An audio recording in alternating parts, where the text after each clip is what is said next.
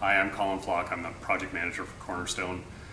We reached an exciting part of the project where we're seeing finishes go in, walls go up, tiling's going to start this week in the wet areas. We've done a lot of work over the summer months, and I appreciate all the patience that the members have had that have used the facilities throughout the summer.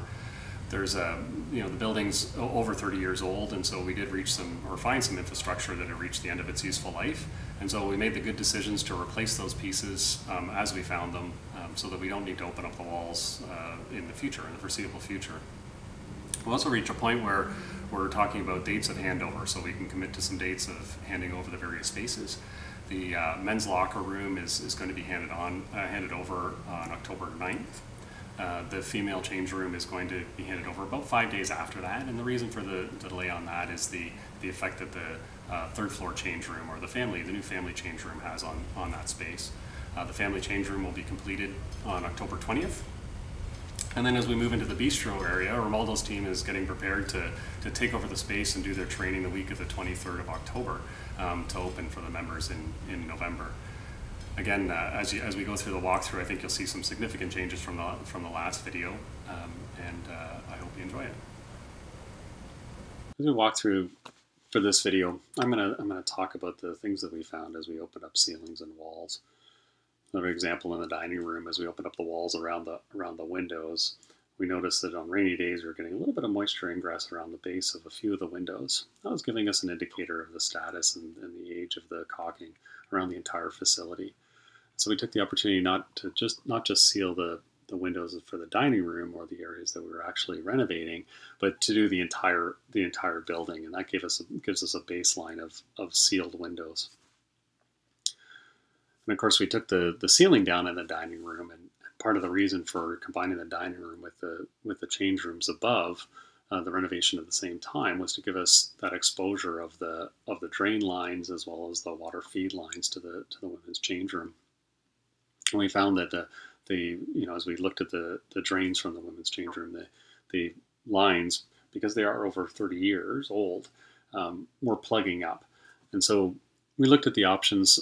Some of the options, or one of the options, was to just jet the lines and clear them all out. But when you take into account the fact that the drain lines are over 30 years old and they're reaching the end of their useful life, we decided to replace them.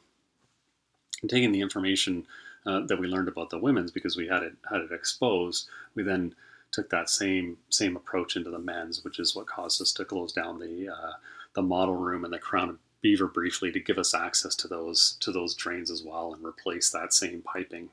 And this ensures that when we close everything back up again, we're not going to see a leak. Additionally, in the dining room, there's a main drain that comes down from the roof that had a small leak in it. So that's all the rainwater collecting on the roof comes down and collects and goes horizontally across that dining room space. And so we were able to use the trades that we had on site to replace or to repair that small leak, which would have been a larger leak shortly after. And again, ensure that when we finish the ceiling, it's going to be finished and we don't need to go back in there again. So we get up into the ladies' change area. We took everything down. Now this was a big renovation job in the ladies' change area, because we decided to change the layout of the showers, and so we were able to remove absolutely everything in the shower spaces, which was very good. And so it's all new feed, new copper piping. The drains are new technology, which actually seal into the floor membrane. So because we're right above the dining space, that drain connects and is warranted to connect with the membrane that the floor of the showers are.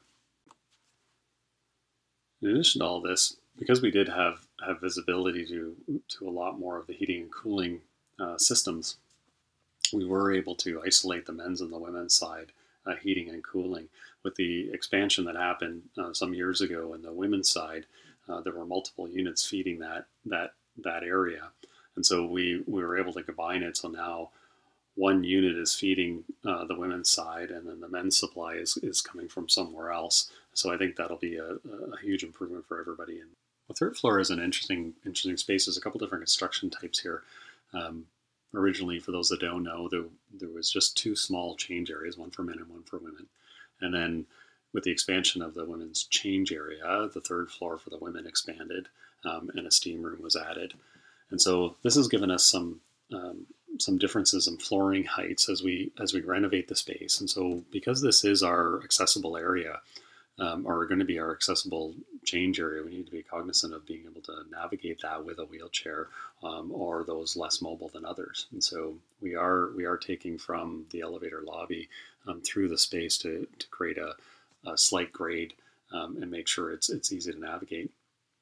Additionally, as we demolished the steam room, we discovered the source of the chronic leak that I think most people who use the change room, the ladies' change room, would remember down the wall of at the base of the stairs.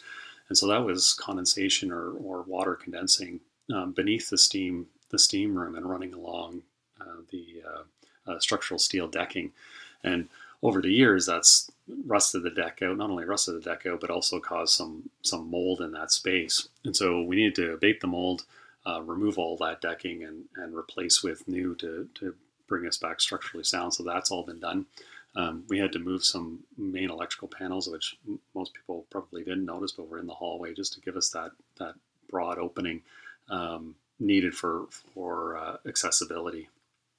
We are doing the same as we did with the men's and the women's second floor. You'll see the drain holes that we put on the floor. Those are a newer product that actually seals in with the floor membrane, so that becomes a complete sealed floor or one piece. So you don't end up with a traditional drain in the floor would give you a spot where you potentially could have a leak. This is actually warranted right across the floor. So we shouldn't have to, after the work that we're done here, we shouldn't have to touch this space and shouldn't see any leaks for quite some time. I hope you enjoyed that walkthrough and could see the changes and that we're reaching the final stages of the project. I talked a lot during the walkthrough about the additional items that we did while we were doing the renovations. The good news is we've been able to do that within the contingency of the budget that was approved. If you have any questions and you see me around the club, please feel free to approach me, or you can contact me via email.